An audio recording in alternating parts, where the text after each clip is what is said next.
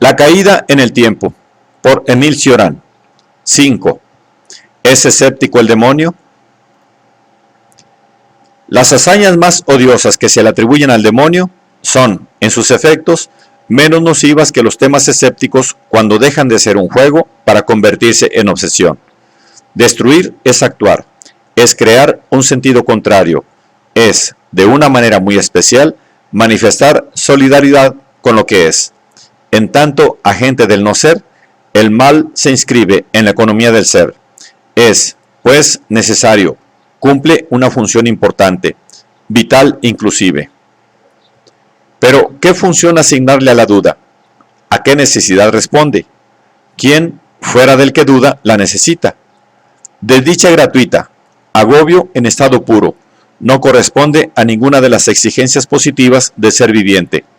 Sin ton ni son, poner siempre todo en duda, dudar incluso en sueños. A veces, para lograr sus fines, el demonio, espíritu dogmático, utiliza como estrategia las vías del escepticismo. Quiere hacer creer que no le importa nada, simula la duda y, si es necesario, se fabrica una ayuda. Aunque conozca la duda, nunca se complace en ella y tanto la teme que ni siquiera está seguro de querer sugerirla o infligirla a sus víctimas. El drama del que duda es mayor que el del negador, por la razón de que vivir sin finalidad es más incómodo que el vivir por una mala causa. Ahora bien, el escéptico no conoce finalidad alguna. Siendo todas igualmente frágiles o nulas, ¿cuál escoger? La negación, en cambio, equivale a un programa. Puedes ocupar, llenar incluso la existencia más exigente, sin contar con que es hermoso negar, sobre todo cuando es Dios quien lo padece. La negación no es vacuidad, es plenitud, una plenitud inquieta y agresiva.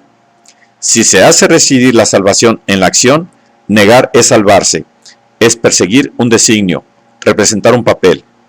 Se comprende por qué el escéptico, cuando se arrepiente de haber penetrado en un camino peligroso, envidia al demonio.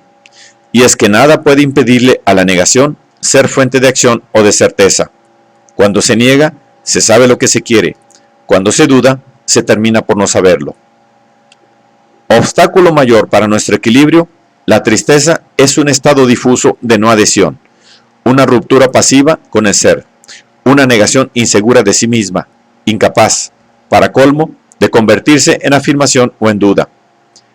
Va bien con nuestras deformidades y le iría todavía mejor al demonio, que, cansado de negar, se encontrara de pronto sin empleo, dejando de creer en el mal, de ninguna manera dispuesto a pactar con el bien. El demonio se vería, él, que es el más ardiente de los caídos, privado de misión y de fe en sí mismo, réprobo sin el consuelo del sarcasmo. Si la tristeza hace pensar en un infierno relegado, es porque contiene algo de una cierta maldad. Es porque contiene algo de una cierta maldad presta a abdicar, embotada y meditativa, reacia a ejercitarse aún contra algo que no sea ella misma. Le quita pasión al devenir, lo obliga a contener su rabia, a devorarse, a tranquilizarse, destruyéndose. La afirmación y la negación no difieren cualitativamente. El paso de la una a la otra es natural y fácil. Pero una vez que se ha desposado a la duda, no es fácil ni natural retornar a las certezas implicadas en ella. Se encuentra uno paralizado en la imposibilidad de militar en cualquier causa. Más aún, se rechazarán todas y, si es menester, se las arruinará, sin bajar al ruedo. El escéptico, para desesperación del demonio, es el hombre inutilizable por excelencia. No se apega, no se fija a nada. La ruptura entre él y el mundo se agrava con cada acontecimiento y con cada problema que tiene que afrontar. Se le acusa de diletante porque se complace en minimizarlo todo. En realidad, no minimiza nada, simplemente pone las cosas en su sitio. Tanto nuestros placeres como nuestros dolores vienen de la importancia indebida que le atribuimos a nuestras experiencias. El escéptico se encargará, pues, de poner orden, no solo en sus juicios, lo cual es fácil, sino también en sus sensaciones, lo cual es más difícil. Con esto traiciona sus límites y su incumplimiento. No me atrevería a decir frivolidad, pues solo la voluptuosidad del sufrimiento convierte a la existencia en destino. ¿Dónde clasificarlo? Puesto que su lugar no está ni entre los espíritus graves ni entre los fútiles. Entre los dos, sin duda, en esa condición de paciente, siempre inquieto, que no se detiene en ninguna parte, porque ningún objeto, ningún ser, le proporciona la menor impresión de realidad. Lo que le hace falta, lo que ignora, es la piedad, único sentimiento capaz de salvar al mismo tiempo la apariencia y el absoluto. Como la piedad no analiza nada, tampoco minimiza nada. Encuentra valor en todas partes, se apega y se fija a las cosas. ¿La ha sentido alguna vez el escéptico? No la volverá a tener jamás, aunque rece día y noche. Tendrá la fe, creerá a su manera, renegará de sus burlas y blasfemias, pero no logrará a ningún precio conocer la piedad. Allí donde la duda ha pasado, no deja lugar para ella. ¿Cómo podría el escéptico ofrecerle el espacio que necesita cuando ya ha devastado todo dentro de sí mismo y a su alrededor? Compadezcamos a ese cominero tenebroso, apiadémonos de ese aficionado maldito. Aunque la certeza se instaurara sobre la tierra y suprimiera en los espíritus cualquier traza de inseguridad y de ansiedad, nada cambiaría para el predestinado al escepticismo. Incluso si se demolieran uno por uno sus argumentos, no abandonaría sus posiciones. Para desalojarlo de ellas, para simbrarlo en profundidad, habría que atacar su avidez de vacilaciones, su sed de perplejidades. Lo que busca no es la verdad, es la inseguridad, la interrogación sin fin. La duda, que constituye su pasión, se aventura, su martirio desgastado, dominará todos sus pensamientos y todas sus empresas. Sin embargo, él, que hace balance tanto por sistema como por necesidad, reaccionará como un fanático. No podrá salir de sus obsesiones, ni, con mayor razón, de sí mismo. La duda infinita lo volverá paradójicamente prisionero de un mundo cerrado. Como no estará consciente de ello, seguirá creyendo que su camino no choca con ninguna barrera y que no está ni quebrado ni alterado por lo menor debilidad. Y que no está quebrado ni alterado por lo menor debilidad. Su exasperada necesidad de incertidumbre se convertirá en una enfermedad cuyo remedio no buscará, puesto que ninguna evidencia, por irresistible y definitiva que fuese, lo llevará a suspender sus dudas. ¿Pierde el suelo bajo sus pies? No se alarma por ello, continúa desesperado y tranquilo. Aunque la verdad final se conociera, se divulgará el enigma, aunque la verdad final se conociera, se divulgará el enigma, se resolvieran todas las dificultades y se elucidarán todos los misterios. Nada lo trastornaría, nada lo apartaría de su camino. Todo lo que halaga su apetito de irresolución, todo lo que le ayuda y le impide vivir al mismo tiempo, es sagrado para él. Y la indiferencia lo colma, si hace de ella una realidad tan vasta como el universo, es porque constituye el equivalente práctico de la duda. ¿Y acaso no tiene a sus ojos la duda el prestigio de lo incondicionado? Atrincherarse, contenerse, es la gran tarea de todos, y justamente a eso se niega el escéptico.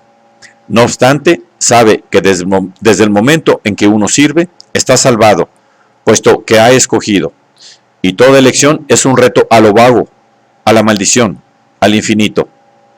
Los hombres necesitan puntos de apoyo, quieren la certeza, cueste lo que cueste, incluso a expensas de la verdad. Como la verdad es revigorizante y no pueden prescindir de ella, aun cuando la saben mentirosa, ningún escrupuloso lo detendrá en sus esfuerzos por obtenerla. En cambio, la búsqueda de la duda es debilitante y malsana. No la preside ninguna necesidad vital, ningún interés. ¿No se diría que el demonio, que nada olvida, se venga por nuestro rechazo a cooperar en su tarea? Furioso al vernos trabajar por nuestra cuenta, nos obnubila, se las arregla para que busquemos lo insoluble con una minuciosidad que nos excluye de cualquier ilusión y de cualquier realidad. Así, esa búsqueda a la cual nos condena se reduce a una metódica caída en el abismo. Antes de Lucifer, primero en atentar contra la inconsciencia original, el mundo descansaba en Dios. Y no es que no hubiese conflictos, pero estos no implicaban ni ruptura ni rebelión, y todavía ocurrían en el seno de la unidad primitiva, unidad que una fuerza nueva y temible iba a romper.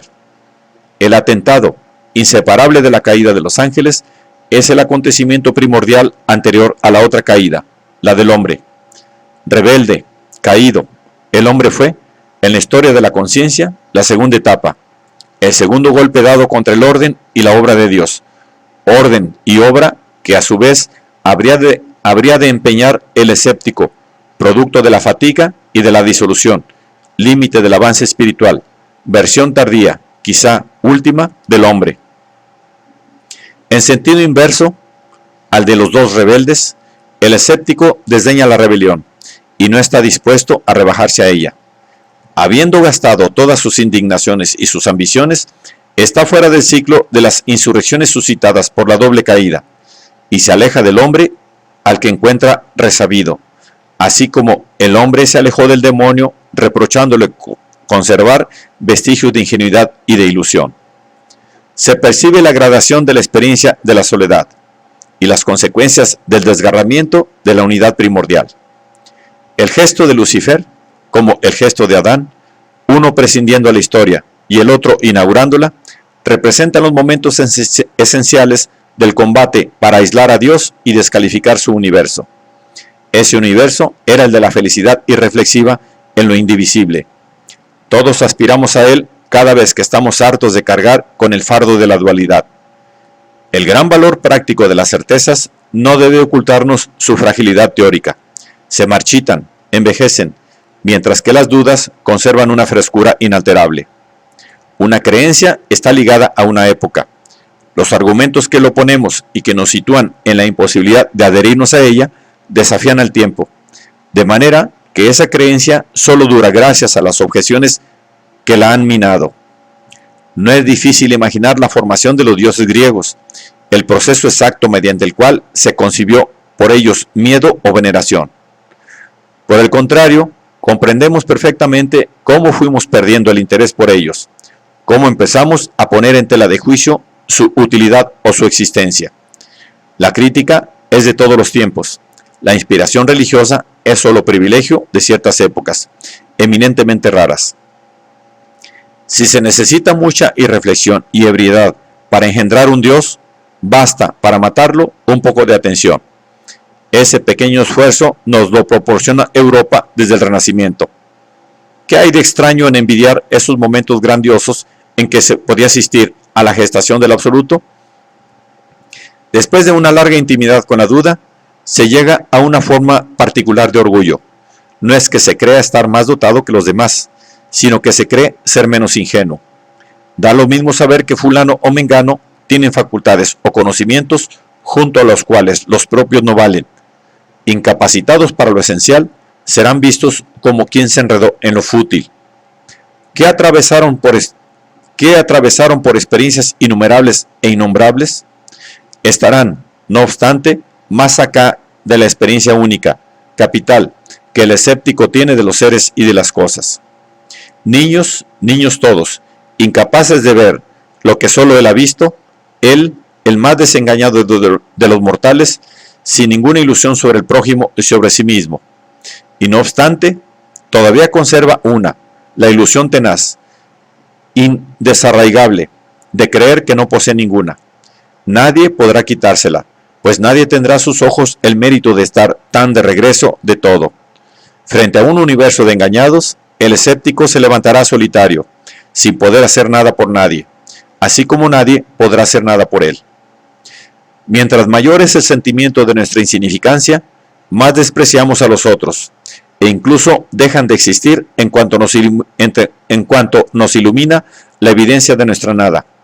Solo le atribuimos nuestra realidad a los otros en la medida en que la descubrimos en nosotros mismos. Cuando nos es imposible engañarnos respecto a nosotros, somos incapaces de ese mínimo de ceguera y de generosidad que podría salvar la existencia de nuestros semejantes. En ese grado de clarividencia, ya sin escrúpulos, consideramos a los demás como monigotes incapaces de elevarse a la visión de su nulidad. ¿Cómo detenernos entonces en lo que dicen y en lo que hacen? Más allá de los hombres, inclusive los dioses son tocados. Solo existen en la medida en que encontramos en nosotros un principio de existencia, aunque ese principio se agote y no haya intercambio posible con ellos. Nada tienen para darnos, nada tenemos para ofrecerles. Después de haberlos tratado y colmado largo rato, nos apartamos de ellos, los olvidamos y permanecemos ante ellos con las manos vacías, eternamente. Monigotes también, igual que nuestros semejantes, igual que nosotros.